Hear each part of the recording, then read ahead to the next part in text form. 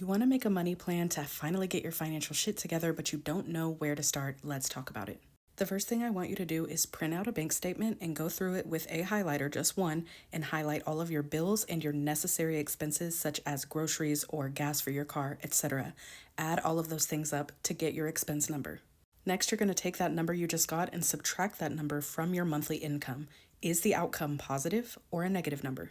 If the number is negative, meaning that your expenses are more than your income, you have an income problem. So you either need to decrease these expenses here or you need to increase your income to surpass the expenses. If you had a positive number, then you might be in the spending problem category where your expenses are not as much as your income. So you have what we call the gap right here. The problem is that you don't have a plan for this gap right here. So you're just free spending it and it's making you feel broke because you have $0 left over.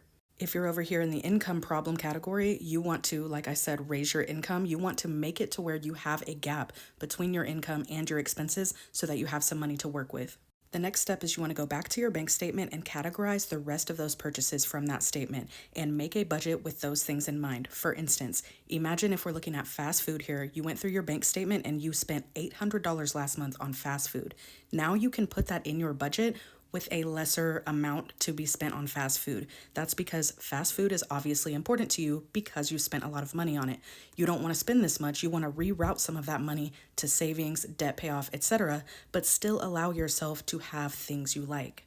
This is really the key because if you are a person who eats out a lot, trying to tell yourself you're not allowed to eat out anymore is not going to work. It might work for like a couple of months, maybe, but you're eventually going to revert back to what you're used to because you like eating out. So why force yourself to stop doing that? We want to build a budget based on our lifestyle so that it actually sticks.